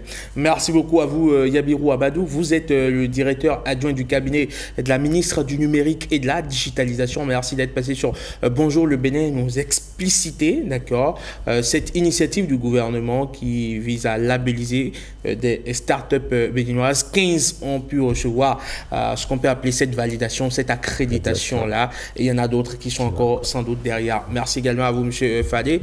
Vous êtes donc le CEO de UPELEC Startup. C'est une startup qui s'investit donc dans les couveuses de bébés. C'est bien cela. Exactement. Vous passez une excellente journée. Merci. Et bonne chance, bon vent. Merci bien. Merci. À la prochaine. À la prochaine.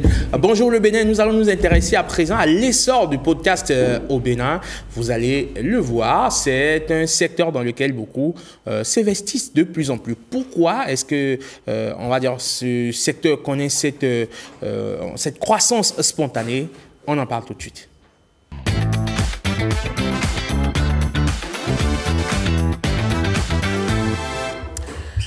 Pendant longtemps, à l'instar de nombreux pays africains, le Bénin semblait presque étranger à la révolution du podcast, mais quelque chose a changé. Aujourd'hui, que vous soyez une célébrité établie ou une voix émergente, le podcast est devenu le terrain de jeu privilégié pour opiner sur tout et sur rien.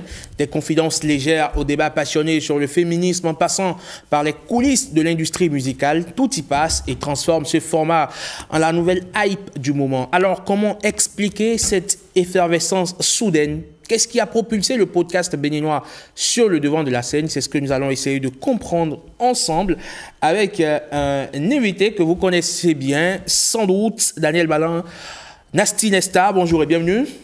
Bonjour Herman, comment vas-tu? Ça va et toi? Très bien. C'est un plaisir de te recevoir sur Bonjour le Bénin. C'est un plaisir d'être là. On te connaît plus sous ta casquette de rappeur. Aujourd'hui, tu nous montres un autre visage, celui de podcasteur. Tu es le promoteur du Cotonou Boy Media, déjà, qui est une plateforme qui cumule, on va le voir, plus de 5000 abonnés déjà sur YouTube. Et tu fais le Cotonou Boy Show, qui est une émission, on va dire, un podcast qui est diffusé sur les réseaux sociaux. Exactement. Alors, quand on parle de Cotonou Boy Show, avant d'entrer de plein pied dans la discussion, on va voir à peu près ce que ça représente en visuel. Regardez le Cotonou Boy Show. Oyanam B, Nasty Nesta, mes amis, on m'appelle Daniel cause I sleep where the lions eat. Le parcours d'un artiste n'est pas un long fleuve tranquille. Un jour tu es au top, les jours d'après tu doutes, tu deals avec des questions d'argent, avec des questions de contrat. Tu as l'impression que ta carrière t'échappe et comme dirait l'autre, la vie ici-bas c'est pas le lait. Et c'est pas Wilf Enigma qui me démentira. Voilà. Il devait faire les 2 dates en même temps. Il faut dire merci à toutes les personnes qui collaborent au projet et à la volonté et à la détermination de chacun d'entre nous. Et je ne vais pas dire qui, quoi, comment. C'est par rapport à des petits soucis qu'il y a eu que malheureusement il n'a pas pu faire les 2 dates. Troisième moment, il ne se passe pas sur le festival à proprement parler, mais c'est Arya Star qui se balade en Zim. Ah oui, ouais. Ah oui, c'est vrai, c'est vrai. Ouais. Après, c'est une fille du pays. Ouais. Elle a toujours dit que voilà, durant ces années estudiantines, elle était un peu à Cotonou. Ouais. Donc voilà, c'est son pays de cœur. Je pense que les émusiens, elle les a toujours pris. Voilà donc à peu près ce à quoi représente le Cotonou Boy Show. Ça fait un moment que tu as démarré. Oui, ça va faire 1 an que j'ai démarré le Cotonou Boy Show. Il faut dire, pour recontextualiser, le Cotonou Boy Show, de base, c'est une émission radio. D'accord. Que je fais sur Bip Radio, que je salue, big up à monsieur Aplogan, qui m'avait sollicité pour faire une émission culturelle sur cette radio. Et bah, sur cette émission, je recevais des artistes et des entrepreneurs pour qu'ils parlent de parcours. Et d'où est-ce que le podcast est parti? C'est qu'à la radio, on a un format. On a 20 minutes d'entretien, alors que quand on enregistre l'entretien, on sort parfois avec 1h30 d'entretien, avec beaucoup d'anecdotes qu'on ne peut pas caler à la radio vu le format. Donc c'est de là qu'on s'est dit, comment on fait pour pouvoir faire bénéficier les auditeurs, les internautes de toute cette matière-là que finalement on supprime et qu'on ne cale pas dans l'émission.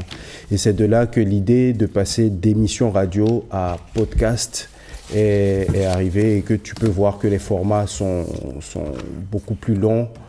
C'est moins formaté que la radio, que la télé, et je pense que c'est là tout l'intérêt du podcast. Justement, alors comment est-ce que ça s'est fait, cette transition? Qu'est-ce qui t'a attiré spécifiquement vers le format podcast après, je ne sais pas si ta carrière musicale est entre parenthèses ou si à côté tu continues de faire de la musique? Déjà, qu'est-ce qui m'a attiré vers le format podcast? C'est que c'est la liberté de ton, la liberté de format et le fait de pouvoir partager avec les internautes les parcours, pouvoir leur donner, leur faire bénéficier des parcours et de l'inspiration qu'ils peuvent avoir de l'histoire de personnes que l'on reçoit. Généralement, on voit un artiste ou une personnalité, on ne voit qu'une façade. Et quand tu as un entretien d'1h, 1h30, tu peux obtenir beaucoup plus et tu peux partager beaucoup plus. Et je pense que ça intéresse beaucoup les internautes. C'est tout simplement ça, la volonté de vouloir, de pouvoir partager avec eux. Alors, on découvre aujourd'hui un animateur, presque un journaliste, qui n'hésite pas à entrer dans l'intimité de ses invités, à leur poser des questions, des questions pertinentes. Comment est-ce que tu es arrivé à développer ce sens de la curiosité, presque journalistique, j'ai envie de dire? Ça, je pense que c'est une nature, c'est quelque chose qui m'a toujours plu. Et je suis communicant de base. À côté de la musique, je suis communicant. Donc, ça m'a toujours intéressé de savoir ce qu'il y avait derrière, de découvrir des parcours, de découvrir des personnages, de découvrir des personnalités, de comprendre les motivations de quelqu'un à faire telle chose ou telle chose et de comprendre le processus d'évolution. Ce sont des choses qui m'intéressent beaucoup. Je m'intéresse beaucoup aux biographies des gens. Donc je pense que c'est un autre penchant de mon côté artistique qui s'exprime de cette manière-là. Alors, tu n'es pas le seul aujourd'hui à faire des podcasts. Au Bénin, il y en a de plus en plus. Oui. Il y a plein de podcasts qui émergent chaque jour sur les réseaux sociaux. Qu'est-ce qui explique, on va dire, cet essor soudain, cette effervescence soudaine, subite qu'on observe dans le secteur? Je pense que le podcast au Bénin a connu un essor, mais même pas qu'au Bénin, en Afrique francophone, après Covid. Parce que pendant Covid, on s'est rendu compte des limites du système dans lequel on existait. Et il y a eu une certaine libéralisation de la parole sur les réseaux sociaux avec Covid, qui a été entraînée par Covid. Donc comme je le disais, le podcast est très facile à réaliser.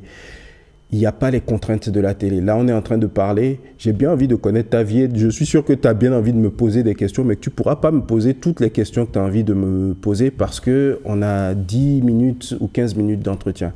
Donc, le podcast, je peux traiter de... Déjà, j'ai une liberté de temps. Je n'ai pas de format.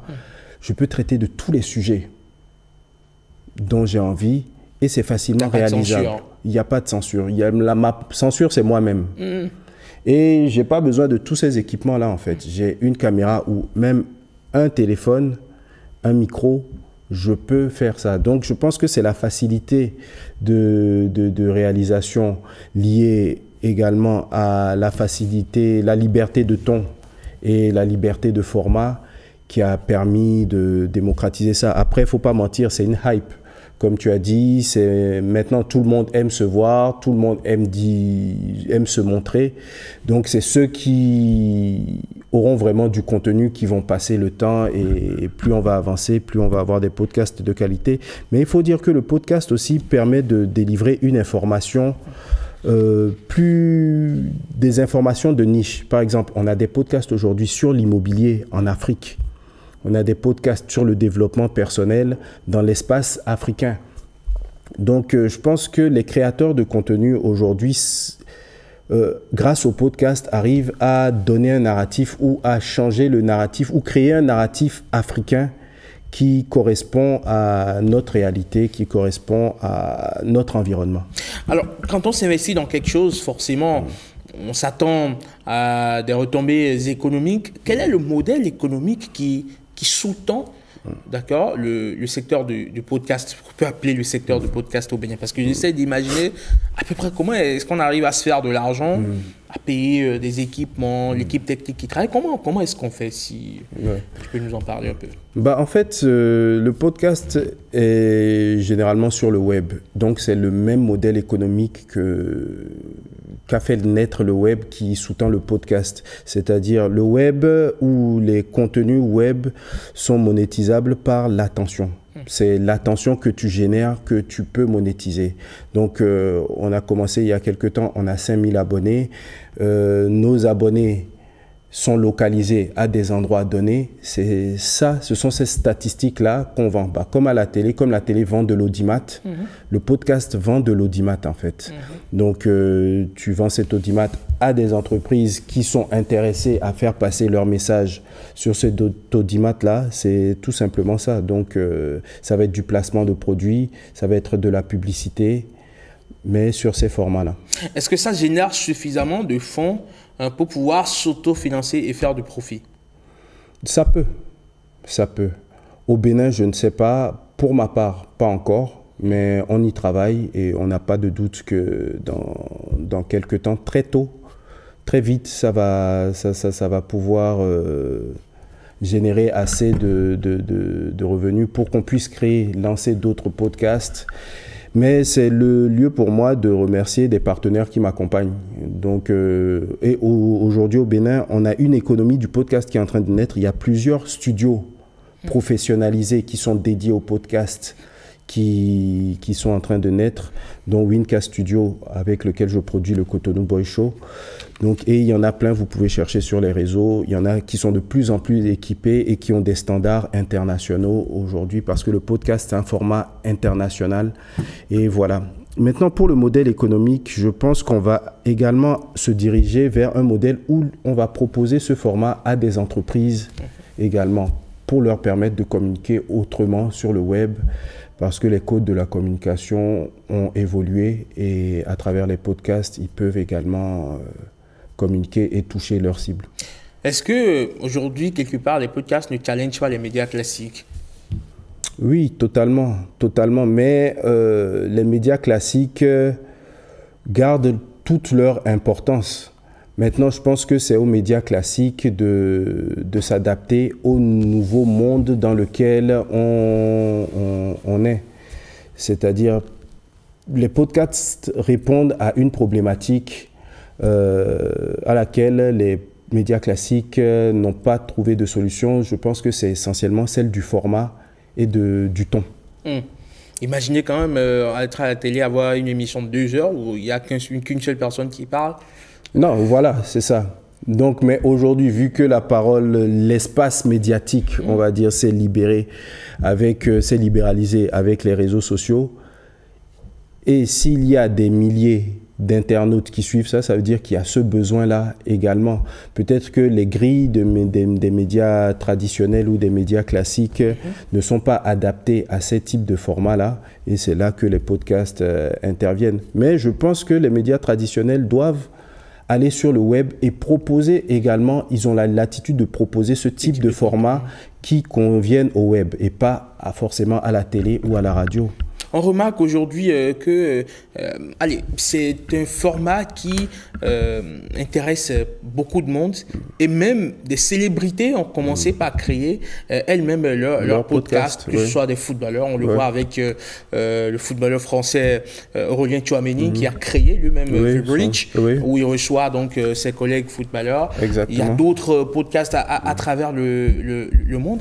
Est-ce que quelque part, au-delà de l'aspect économique, il n'y a pas une forme aussi de reconnaissance? On a envie de se montrer sur les médias, de storytelling qu'on veut mettre en place.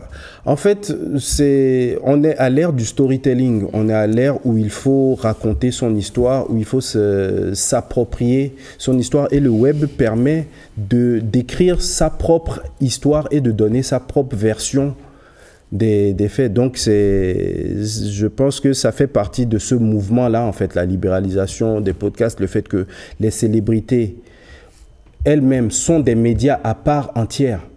C'est ça. Aujourd'hui, on n'est plus dans l'ère de la diffusion à sens unique de l'information. Tout le monde est un média. Une fois que tu as ton téléphone, que tu peux l'allumer, que tu peux aller sur une plateforme, tu représentes un média. Donc, raconte ton histoire. Et je pense que ça va aller en augmentant. On aura de plus en plus ce genre de format. Et c'est bien.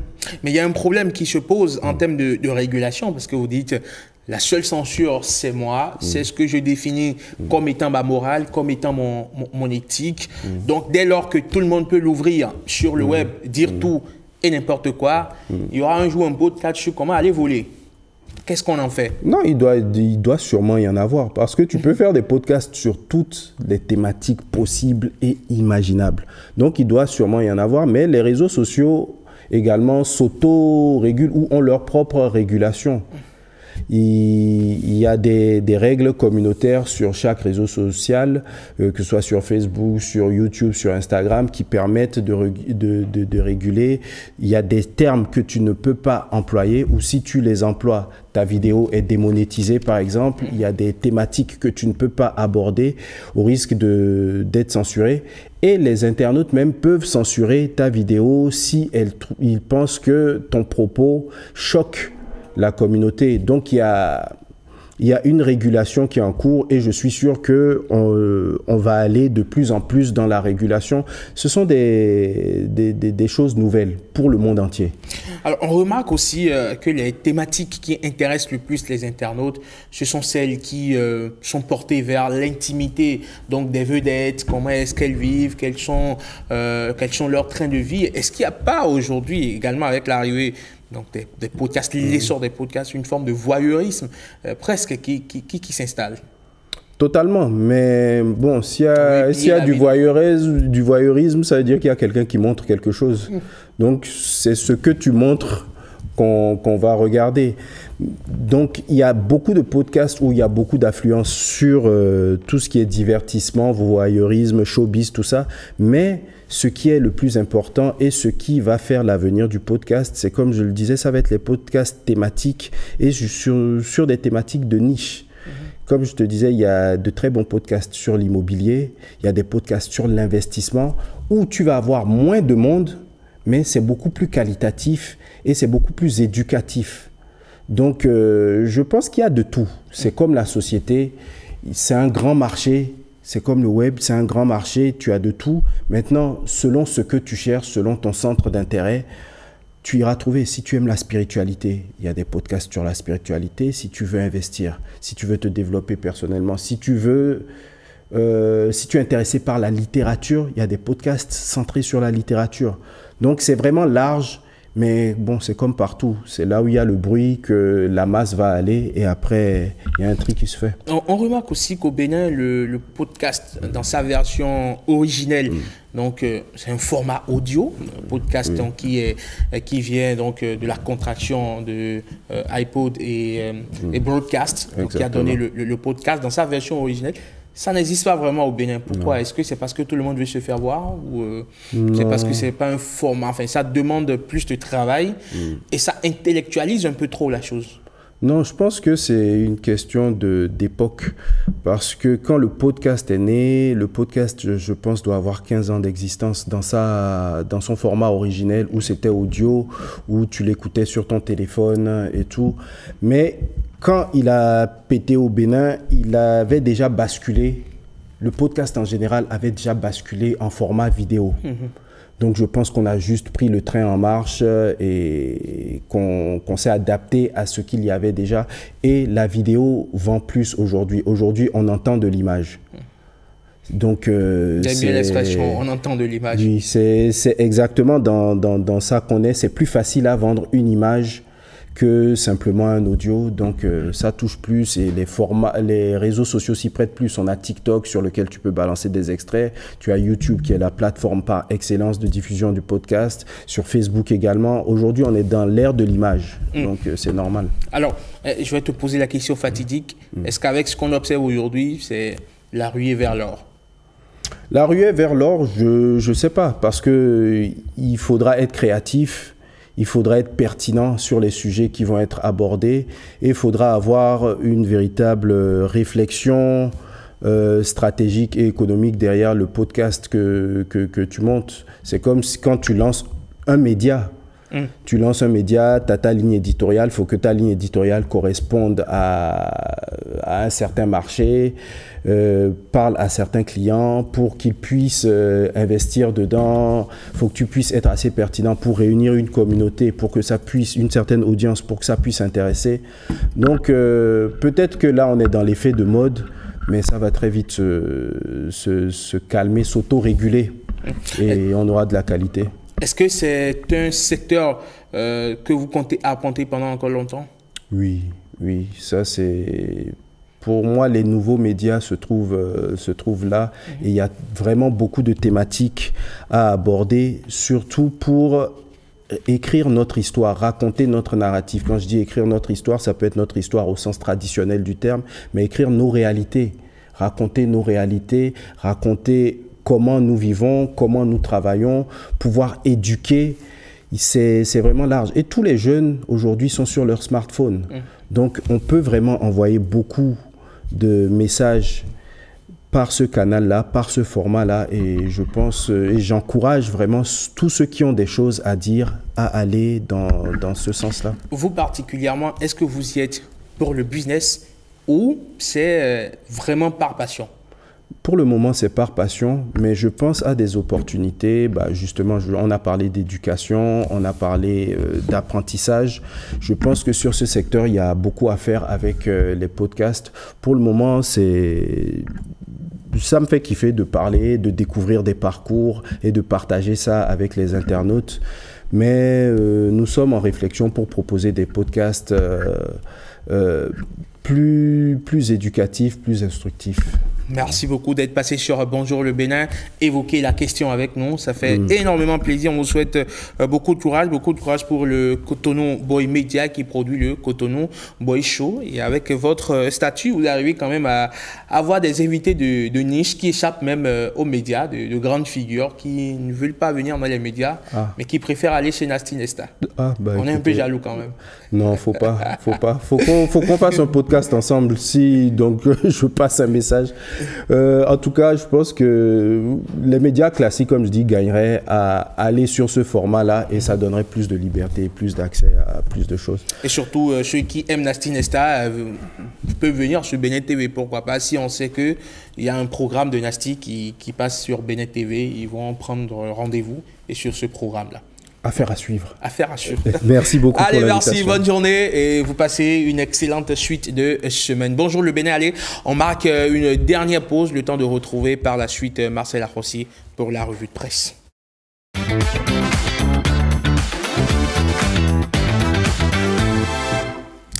Marcel, à la une aujourd'hui.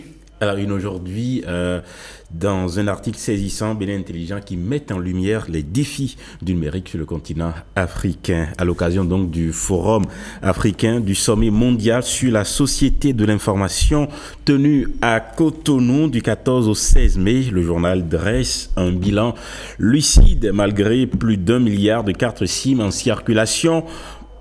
Près de 800 millions d'Africains restent exclus d'Internet, un contraste saisissant à l'heure où l'Afrique capte 63% des transactions mobiles mondiales et affiche des progrès spectaculaires dans la téléphonie et le paiement digital. Citant Dr Makta Sek, chef de la section innovation et technologie à la Commission économique pour l'Afrique, Bénin Intelligent met en exergue l'essor de la téléphonie mobile, passé de 91 millions d'abonnés en 2000 à 1 milliard 18 millions en 2024 seulement. Le taux de couverture dépasse donc les 100%, certains utilisateurs détenant donc plusieurs cartes SIM. Aujourd'hui, puis 42% n'ont aucune compétence numérique, nous parlons bien sûr des Africains, et près de 450 millions ne disposent d'aucune forme d'identité officielle. À cela s'ajoute une carence criante en infrastructure. L'Afrique ne détient que 2% des centres de données mondiaux et 600 millions de ses habitants vivent sans électricité. Bénin Intelligent salue les efforts en cours. De toute façon, l'article rapporte des avancées dans la gouvernance numérique, soulignant que pratiquement 100% des parlements africains sont connectés à Internet et que plusieurs États déploient déjà des services publics en ligne. Des initiatives privées soutiennent également le développement des infrastructures numériques, une lecture incontournable pour comprendre les enjeux critiques de l'ère numérique africaine entre envolées technologiques et défis structurels. Merci beaucoup à vous, Marcel Arrossi, pour cette revue de presse. On se retrouve très bientôt, par ici sûr. Notamment lundi, déjà sur Bonjour le Bénin. Voilà qui met mettre un terme à la matinale de ce mercredi 28 mai 2025. Merci à toutes les équipes rédactionnelles et techniques réunies autour de Timothée Mouton. Retrouver demain la dame Rachida Biomomon pour la continuité du service. Quant à moi, on se retrouve lundi quand il sonnera très exactement 7h, 6h en temps universel. D'ici là, portez-vous très bien. Au revoir. Bon mercredi à tous et à chacun. Paix et joie dans le monde. Salut.